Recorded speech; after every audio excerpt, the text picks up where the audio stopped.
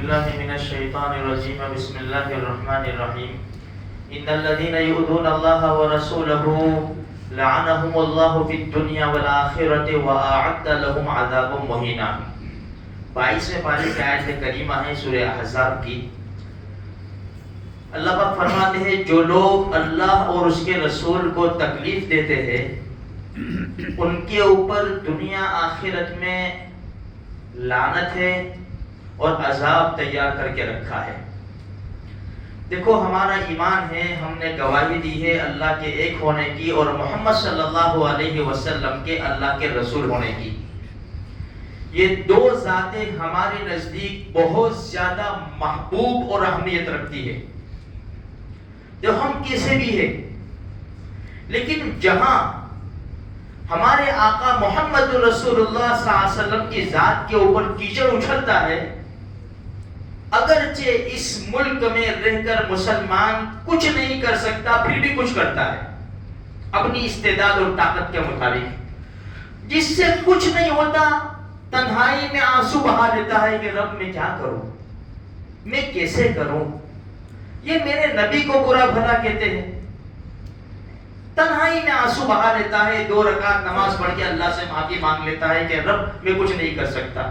وہ تو ابو بکر صدیق رضی اللہ تعالی عنہ تھے, عمر ابن خطاب تھے, عثمان ابن عفان تھے, علی مرتضی تھے کہ فوراً دشمن کو موت کے گھاٹ اتار دیتے تھے اور فوراً اس کا نچوڑ اور نتیجہ لے آتے تھے. اور یہ کوئی نئی بات نہیں ہے. یہ تبت یدا جو ابھی میں نے پڑھی, ہم نے کئی بار یہ واقعہ سنا ہے. ابو لہب نے پتھر مارا اور اللہ کے رسول صلی اللہ علیہ وسلم کو برا بھلا کہا. ایک مرتبہ حدیث میں آتا ہے عثمان ابن عفان رضی اللہ تعالیٰ عنہ فرماتے ہیں, دیکھو اس قصے کے اندر میں آگے پیچھے کچھ نہیں بولوں گا, عقل مند کو اشارہ کافی ہے. سمجھنے کے لیے اللہ پاک نے ہم کو صلاحیت اور استعداد دی ہے. عثمان ابن عفان رضی اللہ تعالیٰ عنہ خود فرماتے ہیں کہ اللہ کے رسول صلی اللہ علیہ وسلم خانہ کعبہ میں تشریف لائے. وہاں ابو جہل, امیہ ابن خلف اور ایک دوسرا, یہ 3 بیٹھے ہوئے تھے. عقبہ ابن ابی معیط, یہ 3 آدمی بیٹھے ہوئے تھے. جب اللہ کے رسول تشریف لائے تو ابو بکر صدیق رضی اللہ تعالی عنہ نے ہمارے نبی کے ہاتھ مبارک کی انگلیوں میں انگلیاں ڈال دی. قربان جائے دیکھو تو صحیح, نبی کی مبارک انگلیاں ابو بکر صدیق رضی اللہ تعالیٰ عنہ کے انگلیوں کے ساتھ. ایسی شخصیت کو کون برا بھلا کہے گا؟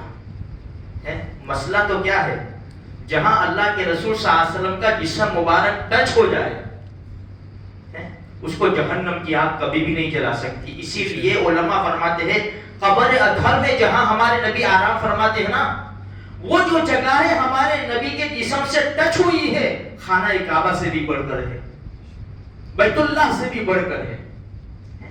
اچھا, اب انگلیوں میں انگلیاں ڈال دی اور طواف کیا ہمارے نبی نے. جب یہ تینوں کے پاس سے گزرے تو نالائقوں نے گستاخی کی ان تینوں نے, اور یوں کہا, ایک نہر کا نام لیا, کوئی تالاب کا, صوفہ یا کوئی, جب تک اس میں ایک قطرہ پانی ہے وہاں تک محمد سے ہماری دشمنی رہے گی, اس لیے کہ وہ ہمارے باپ دادا کے معبودوں کو برا بھلا کہتا ہے. ہمارے نبی نے فرمایا میرا بھی یہی خیال ہے, میرا بھی یہی خیال ہے, یعنی میری بھی دشمنی رہے گی جب تک تم کی ایمان نہیں لاتے. ہمارے نبی نے ہاتھ میں ہاتھ نہیں دیا, ہمارے نبی نے ہاتھ میں ہاتھ نہیں دیا. چلو خیر یہ بات چھوڑتا ہوں میں آگے. عثمان ابن عفان فرماتے ہیں جب دوسرا چکر لگایا پھر انہوں نے گستاخی کی, تو پھر میں نے سوچا کہ اب یہ نالائقی کریں گے, تو میں آیا اللہ کے رسول کے پاس, اور دوسری طرف, ایک طرف تو ابو بکر صدیق رضی اللہ تعالیٰ عنہ تھے, دوسری طرف میں آیا اور میں نے اللہ کے رسول کی مبارک انگلیوں میں انگلیاں ڈال دی اور نبی کو بیچ میں لیا. نبی کامیاب لوگ ہیں یار, یہ ہم نے اپنے نبی کو الگ رکھا. ہمارے کھانے پینے میں, رہنے سہنے میں, فنکشن میں, لباس میں, بالوں میں, تجارت میں الگ رکھا، انہوں نے ساتھ میں لیا، اپنے نبی کو ساتھ میں لیا، طواف کیا، تیسرا چکر لگا پھر بھی گستاخی کی۔ جب چوتھے چکر پر آئے تو یہ کھڑے ہوئے تینوں اور اللہ کے رسول کی چادر مبارک کو کھینچنا چاہا تو عثمان ابن عفان رضی اللہ تعالیٰ فرماتے ہیں میں نے اتنی زور سے گھوسا مارا ابو جہل کو کہ سرین کے بل گرا۔ برداشت نہیں ہے نبی کی گستاخی میرے بھائی، یہ تو ہم کمزور ایمان والے ہیں۔ میں نے ابو جہل کو دھکا لگایا، ابو بکر صدیق رضی اللہ تعالیٰ عنہ اور امیہ ابن خلف کو دھکا لگایا، اور خود محمد رسول اللہ صلی اللہ علیہ وسلم کی ذات اقدس نے عقبہ ابن ابی معیط کو دھکا لگایا، ہٹایا تینوں کو، دفاع کیا، دفاع، یہ پوائنٹ، دفاع کیا۔ جب طواف ختم ہوا تو چلے، یہ تینوں چلے۔ جب اللہ کے رسول کا حجرہ مبارک آ گیا، داخل ہونے سے پہلے پیچھے مڑ کر دیکھا تو عثمان ابن عفان رضی اللہ تعالیٰ عنہ فرماتے ہیں کہ ہم دونوں تھے۔ کہا کہ فکر نہ کرو، غم نہ کرو، تمہارے نبی کا لایا ہوا دین چلتا رہے گا۔ تو آج ہم مسلمان ہیں یاقوت پورہ میں بیٹھ کر میرے بھائیوں، وہاں دب جاتے ہیں، ہم بھی جہنم کا ایندھن بن کر چلے جاتے ہم بھی۔ یہ تو ان لوگوں کا احسان ہے ہمارے اوپر کہ جان کی بازی لگا دی ہے، دشمن کا دفاع کیا اور ایمان بڑھتا چلا گیا، مکہ سے نکل کر مدینہ منورہ، حجاز اور ساری دنیا میں پھیلا۔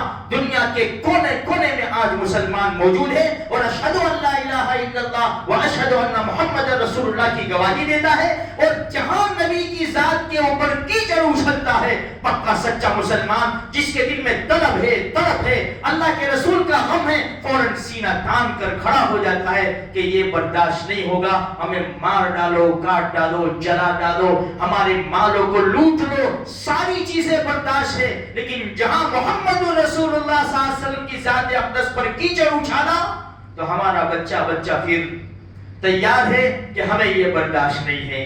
یہ جب ہوگا، یہ جذبات جب آئیں گے جب ہمارے نبی کی محبت ہمارے دل میں جگہ پکڑے گی۔ اور کب محبت آئے گی؟ جب ہم اپنے نبی کے طریقوں سے محبت کر کے وہ طریقوں پر زندگی گزاریں گے، پھر ہمارے دلوں کے اندر محبت آئے گی، پھر ہمارا ایمان جوش مارے گا، پھر دشمن کو بھی پتا چل جائے گا کہ اب یہ جاگ گئے، اس کو پتا ہے ابھی سوئے ہوئے کچھ نہیں ہوگا ان سے، اس کو سب پتا ہے، ہم سے زیادہ اسٹڈی کرتا ہے اسلام کی، اس لیے وہ بڑھ چڑھ کر حصہ لیتا ہے۔ جب مسلمان جاگ جائے گا نا، اس لیے کہتے ہیں جاگو مسلمانوں، ہوشیار ہو جاؤ، خدا کے دربار کو آباد کرو، راتوں کو انٹرنیٹ چھوڑو، فجر کی نماز میں اللہ کے دربار میں حاضری دو، پھر دیکھو زندگی میں کیسا مزہ آتا ہے، اور دشمن کی پھر ہمت نہیں ہوگی کہ اللہ کے رسول کی شان میں تو کیا کسی مسلمان معمولی ادنا درجے کے مسلمان کے خلاف گستاخی کرے۔